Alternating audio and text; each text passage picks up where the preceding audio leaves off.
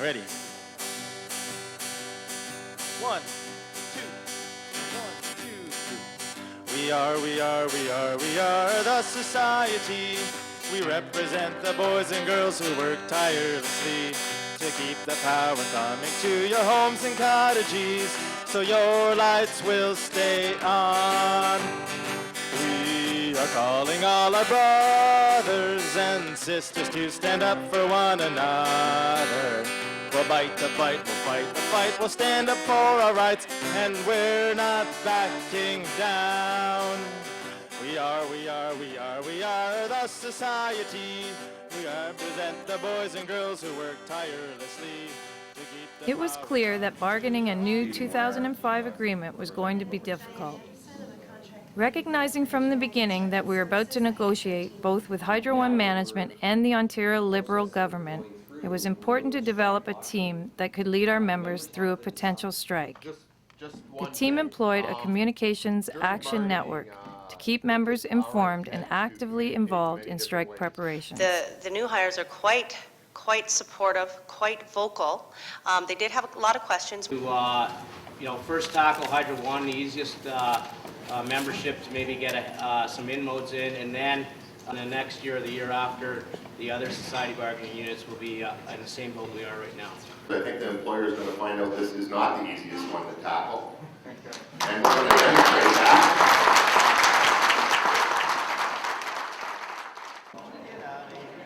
Mobilization of the membership has been phenomenal. I think it is key that you have contract committee leads to get the message down, because those are the people who know the membership. A strike vote tonight could mean a labor disruption at the power company. Leanne Pereira has details. Nearly 1,000 ballots were counted. An overwhelming 97% voted yes, bringing Hydro One workers a step closer to a strike. The Society of Energy Professionals, which includes engineers, IT professionals, and supervisors, are the people who keep our lights on, but maybe not for long.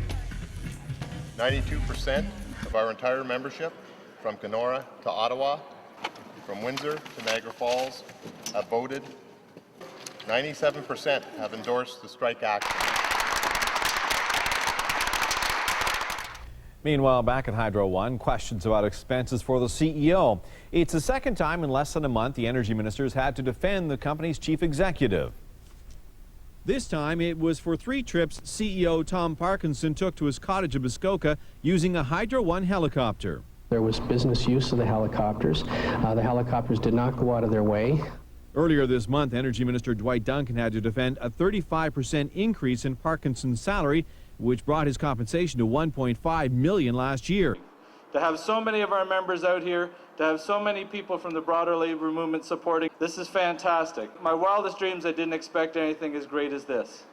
And I think Tom's looking down from there, or maybe from his helicopter. CC McGinty, we should phone, we should bombard them with messages. This is not fair, and it's not right. And thanks, Tom. I bring you both the greetings and the full support of the over 8,000 men and women who represent the Transit Workers Union. And I think the crucial issue here is I bring you solidarity from 190,000 members of our Labour Council. The crucial issue here comes down to 2 things: our dignity and their arrogance. You only get what you're strong enough to take. Say no! Just say no! Just say no! Just say no! Just say no! Thank you very much. Members of the Society of Energy Professionals lack in the power of numbers. They make up for in the power of, well, power. Engineers and computer experts who oversee the maintenance and repairs that keep electricity pulsing through the wires of Hydro One. And as of midnight, they could be on strike or locked out. And then they say, look out. Members went out with leaflets at each of our locations across the province to inform the public about our contract issues. Be careful how I read in on the bills and the Switzer's mayor, but I'll do whatever I can. The Society of Energy Professionals are holding information pickets here, and man, is it ever causing a bit of a traffic snarl on Montgomery Road all the way up to Brock Road and all the way back up to the 401. There are currently two key issues. One is two-tiered, which means any new employee after April 1st, 2005 would start at 10% less. About 3,000 workers, or slightly more than that even, will have trouble getting into work this morning, and that will slow things down. However, I've spoken to Hydro One, and they tell me that They didn't teach Sohail Babai how to do this at university. The electrical engineer started work at Hydro One on Monday, but as a member of the Society of Energy Professionals, he is now out on strike. In Barrie, on June 1st, Society members walked out in protest against Hydro One's threat to lock us out. Supported by Power Workers Union members from this facility, these Barrie members showed the strength of our commitment that inspired other members across the province. If your power goes off, it will be off longer, and the risk of your power going off is definitely increased. Now, there was a blip in hydro service on Friday, which also happens to be a day that the union supervisors were not on the job.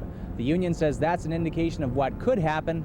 Hydro One says the blip had nothing to do with the workers not being there. 200 of those unionized workers are spending their third day on the picket line at the utilities major control center in Barrie. The picketers are causing long delays for other workers getting to the site. So yesterday, the company began using helicopters to ferry workers in to keep the power flowing. White-collar hydro workers are on strike, holding pickets across the province, and at this hour, electricity distributor says strikers have been holding up employees at the gates for up to 1 hour. Hydro One wants the courts to limit aggressive picketing. Hydro One workers have set up picket lines in Kitchener. He says it will only negotiate a deal that addresses key issues. What we would like is to have Dalton pick up the phone and tell Tom Parkinson to settle this thing.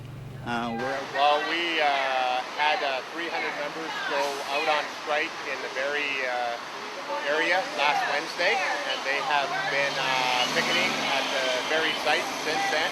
As of 12:01 last night, the remaining 700 approximately removed their services, and they're picketing out of 17 to 18 sites across the province, Trinity being one of those. The infamous 11-second blackout in Western Ontario, caused by replacement workers on May 27th, finally hit the international news on June 24th, thanks to the efforts of the IFPTE in Washington. American congressmen and House representatives were alarmed at how close the whole North American grid had come to collapsing altogether. To broaden the impact of our strike, we began to picket other power system facilities. As the 5th and 6th generating units were shut down at Nanticoke, the Society was called back to the negotiations table. Thanks again for the support from the Society and the Power Workers Union members. We recognized that we had to bargain directly with the Premier and pursued him and his cabinet throughout the summer, at golf fundraisers, at auto plant groundbreaking ceremonies, and at political barbecues. Our relentless pursuit of provincial Liberals led to another call for us to resume talks at the negotiation table.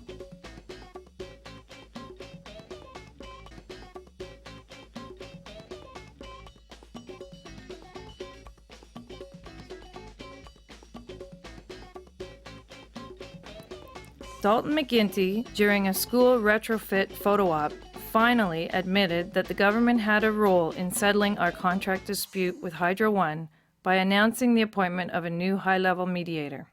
To introduce this two-tiered system, and it's going to spawn or spread to other unions, to other locations throughout the entire province, throughout the entire country, and it's wrong.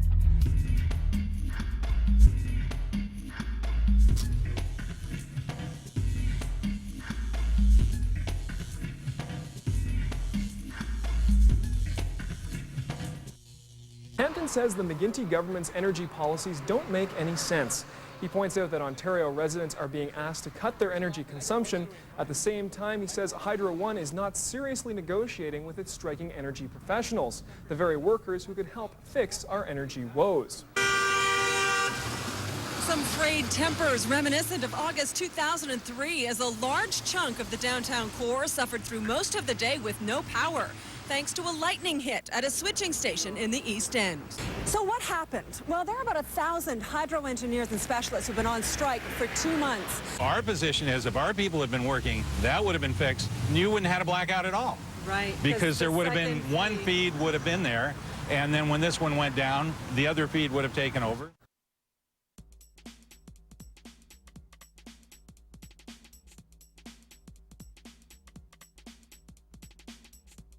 Striking Hydro One engineers set up an information picket at Queen's Park this morning.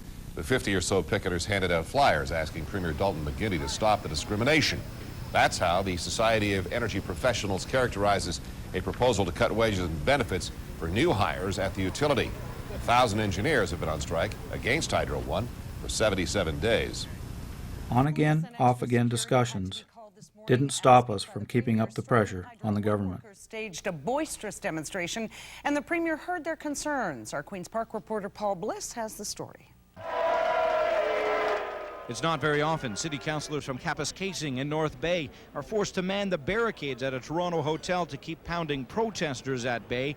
But this was the scene at the Weston Harbour Castle as the Premier prepared to speak to hundreds of local politicians at the annual conference of municipalities. And while that intrusion can be frustrating, it is heartening to know that we live in a democracy. The Society of Hydro Professionals has been off the job for 72 days. They're the engineers and managers that keep the hydro lines working to deliver your electricity. Premier Dalton McGuinty says the two sides have to get back to the table and start making breakthroughs. So it's been a little bit frustrating for me, to be perfectly frank, that this has gone on for this long. And I think it's in everybody's interest that the sides come together, work together in good faith, bargain in good faith, and find a resolution. Well, the Premier's speech was delayed about an hour because of the protest.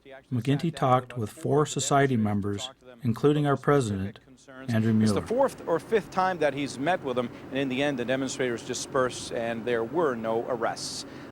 In apparent retribution for our escalating tactics, Hydro One terminated 10 newly hired graduates who honored the picket line on their first day of work. In Goderich, a picket captain and member of the negotiating team was fired. At Dundas, 7 picketers were terminated for alleged illegal picketing. I think what we did today was we went through Scarborough, Rouge River area, and there's a by-election going on there. It's mainly a liberal area, and we went and leafleted about 40,000 homes today in that area.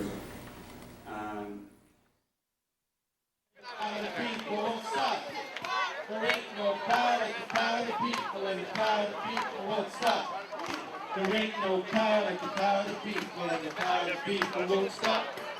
There ain't no power like the power of the people, and the power of the people won't stop. There ain't no power like the power of the people, and the power of the people won't stop. There ain't no power like the power of the people, and the power of the people won't stop. Society of Energy Professionals at Hydro One, everybody, on strike for fairness against discrimination of our youth for 97 days. Let's get a big round of applause. How's everybody doing? Society President Andrew Mueller was ejected from the Board of Trade office, where he expected to confront visiting Hydro One CEO Tom Parkinson. IFPTE President Greg Junman, organizer Bill Fitzpatrick, and other labor movement activists were also ejected. Society members and supporters gave spirited support, which Tom Parkinson could hear through the muffle of security guards and police officers barricading the doors to his meeting. We're here today to preview a new ad campaign that the Society is launching, which will appear on air and in print starting on Friday, September the 9th. Why is Premier McGuinty letting Hydro One discriminate against people like me? Hydro One wants a new policy of wage discrimination. New engineers like us, doing the same work as everyone else, would forever be paid a lower wage. When our professional society protested, I was fired. Our parents sacrificed for their children. How do I tell them I was fired for believing in fairness? Premier McGuinty, please make this discrimination stop now. The gloves are off. A mediator seated between Hydro One managers and its striking Society of Energy Professionals is sending the whole kit and caboodle to arbitration. So I think you have a lot to be proud of because you fought a really good fight, and you fought it against the toughest opponent that people have seen for many, many years. And today, I can declare without doubt that we have won. Yes.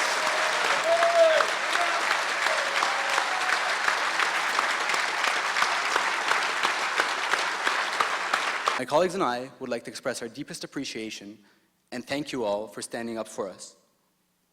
Even though we're not currently Hydro One employees, I can truly say that we are very proud to be members of the Society of Energy Professionals.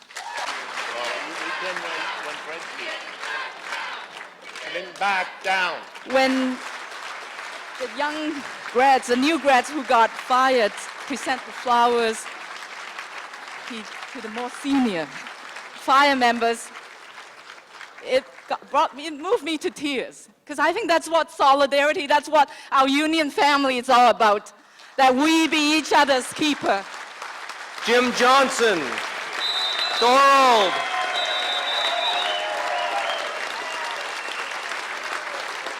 Ken Dugan, Trinity. Solidarity! Solidarity! Our friends here are here because they've been on strike for 105 days. They're about to go to work again. Second verse. The president and CEO of Hydro One declared, the energy professionals are anxious and scared. We'll push and shove and they'll give up and we will win the fight. But guess what? We're still here. We are the society. We represent the boys and girls who work tirelessly to keep the power coming to your homes and cottages, so your lights will stay on. We are calling all our brothers and sisters to stand up for one another. We'll bite the bite, we'll fight the fight, we'll stand up for our rights, and we're not backing down.